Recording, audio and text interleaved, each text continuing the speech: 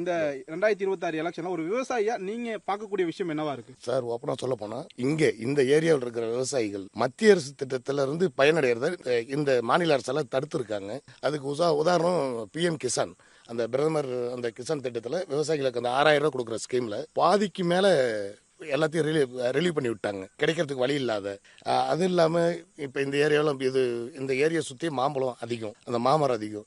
அந்த மாம்பழத்துக்கு நல்ல விலைக்கு இது அந்த விவசாயிகளை எப்படி காப்பாற்றலாம் அந்த மாதிரி எண்ணமே இல்லாம இன்னைக்கு நிறைய காடு அந்த மாமரம் வச்சுட்டு அது பூரா அழிக்கக்கூடிய கண்டிஷன்ல அழிச்சுக்கிட்டு இருக்காங்க. இப்ப மரத்தையே வெட்டி எடுத்துறாங்க. ஏன்னா வழி இல்லை, வருமானம் இருந்தா தானே.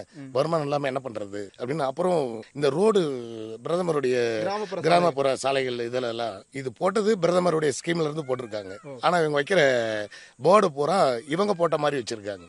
திமுக அரசு அதுலயும் ஸ்டிக்கர் ஓட்டுறாங்க. மத்திய அரசுடைய திட்டம் இவங்களுக்கு இவங்க பேர்ல கிடைக்கணும். அவங்க அந்த பேரை மறைச்சிட்டு ஆமா அது அந்த அந்த அந்த வேலையை செஞ்சிட்டு இருக்காங்க.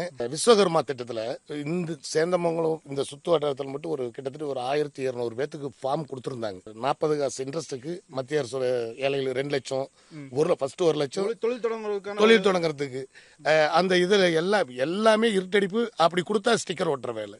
யாரு தடுக்கிறாங்க தெரிஞ்சுக்கலாமா? திமுக அரசு தான். திமுக அரசு திட்டம் போடுதான். மாவட்ட செயலாளர், ஒன்றிய செயலாளர் எல்லாமே மீறி இதை போய் மக்களுக்கு நீங்க கொண்டு போய் செஞ்சிடக்கூடாது, மக்களுக்கு தெரியக்கூடாதுல்ல. அதை வச்சு விவசாயிகளுக்கு கிடைக்கிற அத்தனை திட்டத்தையும் இவங்க தடுத்து நிறுத்துற வேலையை தான் பண்றாங்க. ஆனா திமுக அரசு சொல்லுது நாங்க விவசாய நலன் காக்கக்கூடிய ஒரு அரசா கடைசி 5 வருஷம் செயல்படுறோம். அதெல்லாம் சும்மா சார். அதாவது டோட்டலி ஃப்ராட் தானே. ஏமாத்துறது, ஸ்டிக்கர் ஓட்டுறது, இந்த வேலையை தான் செஞ்சிருக்காங்க. இவங்க இருட்டடிப்பு வேலையை தான் செஞ்சாங்களே தவிர வேற ஒண்ணுமே செய்யல.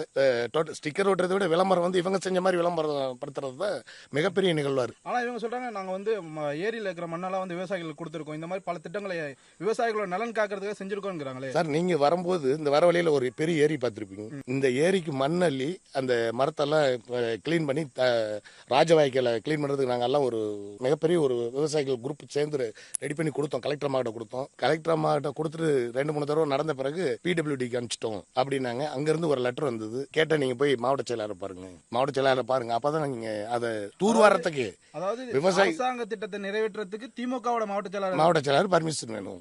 விவசாய முன்னேற்றத்துக்கான எந்த திட்டத்தையும் இவங்க செயல்படுத்தவும் இல்லை, செயல்படுத்த விடவும் இல்லை. கடைசி 5 வருஷம் திமுகவோட அரசாங்கம் விவசாயிகளுக்கு முற்றிலும் எதிராக இருக்குங்கிற மாதிரி. கண்டிப்பாங்க சார். இந்த வர தேர்தலில் தெரியும் விவசாயிகளுடைய மனநிலை என்னங்கிறது நல்லாவே தெரியும்.